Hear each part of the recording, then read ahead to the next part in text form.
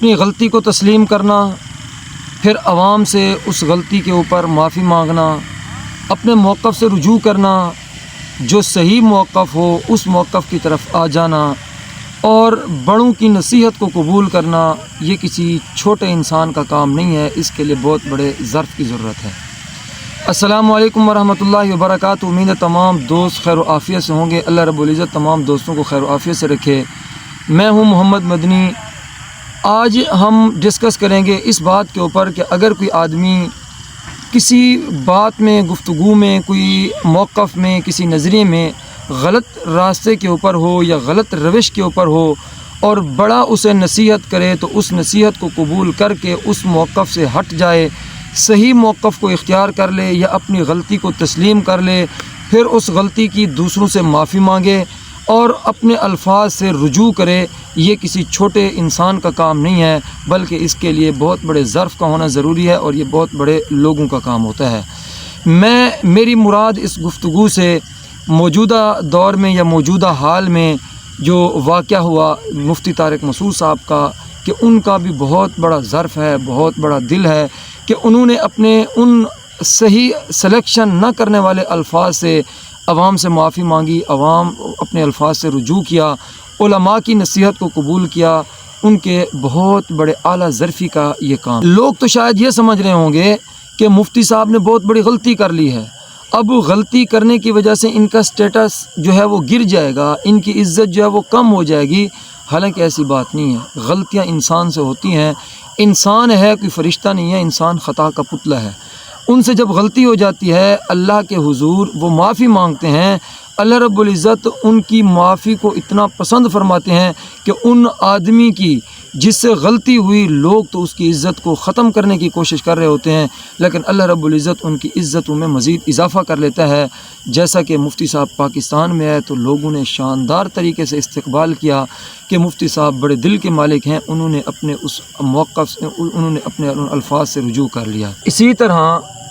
پاکستان میں ہمارے آئے ہوئے مہمان ڈاکٹر ذاکر نائک صاحب کو آپ دیکھ لیں، علماء کا ان کے ساتھ آراء میں اختلاف تھا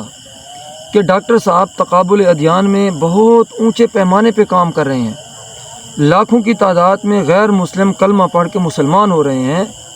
لیکن فقہی مسائل میں چونکہ ان کی وہ صلاحیت یا وہ استعداد یا وہ مہارت جسے کہتے ہیں وہ نہیں تھی، جس کی وجہ سے فقہی مسائل میں علماء ان سے اختلاف کرتے تھے۔ حضرت شیخ الاسلام مفتی تقی عثمانی صاحب نے جب انہیں نصیحت کی تو اس نصیحت کا اتنا اثر پڑا کہ ڈاکٹر صاحب نے اپنے اس موقف سے، اپنے اس طریقہ کار سے رجوع کیا اور کہا کہ مفتی صاحب میں تقابل ادیان میں کام کروں گا اور آپ جو ہیں ان فقہی مسائل میں اور فقہ کے معاملات میں جو ہیں آپ کام کریں۔ اب جب وہ مہمان بن کر پاکستان میں آئے تو ایسے طریقے سے انہیں نصیحت کی کہ سب سے زیادہ ڈاکٹر صاحب کے دل میں جو محبت ہے وہ ہمارے اکابرین علماء دیوبند کی ہے کہ پاکستان میں آئے تو انہوں نے خواہش کا اظہار کیا کہ پاکستان میں جاؤں گا، سب سے پہلے قائد ملت اسلامیہ مولانا فضل الرحمان صاحب سے ملاقات کروں گا۔ اب اسی طرح آپ نے سوشل میڈیا کے اوپر دیکھا ہوگا کہ مفتی عبد الرحیم صاحب کے ساتھ جو ان کی ملاقات ہے،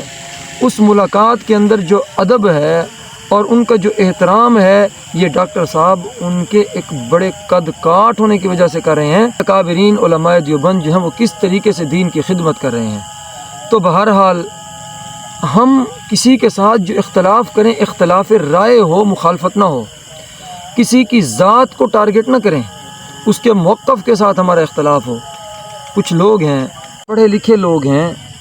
لیکن جب کسی کے ساتھ مخالفت کرتے ہیں، اختلاف رائے کرتے ہیں تو ان کی ذات کو ٹارگٹ بناتے ہیں، حالانکہ ایسا نہیں ہونا چاہیے۔ آراء کا اختلاف آداب کے دائرے میں رہ کر انسان کرے، یہ اس کا ایک فطری حق ہے، اور انسان تو اختلاف تو گھروں میں بھی ہو جاتا ہے۔ تو اسی لیے اگر ہمارے گھر میں، ہمارے وطن میں کوئی مہمان آ گیا ہے تو ہم اس کا احترام کریں، اس کے موقف کو سمجھیں، اور اگر سمجھ نہیں آ رہا تو ہم اس کے ساتھ آداب کے ساتھ اختلاف رائے کریں۔ اب دیکھیں، یہ فروعی مسائل کا اختلاف ہے، جن فروعی مسائل میں ہم الجھے ہوئے ہیں۔ آج کافر ممالک جو ہیں وہ مسلمانوں کو ختم کرنے کے لیے جڑے ہوئے ہیں، اور ہم جو ہیں ایک دوسرے کے ساتھ فروعی مسائل میں الجھے ہوئے ہیں۔ تو اللہ رب العزت سے دعا ہے کہ اللہ رب العزت ہمیں سمجھ عطا فرمائے اور آپس میں پیار، محبت، اتفاق اور آداب والی زندگی گزارنے کی توفیق عطا فرمائے۔ خوش رہیں، سلامت رہیں۔ السلام علیکم ورحمۃ اللہ وبرکاتہ۔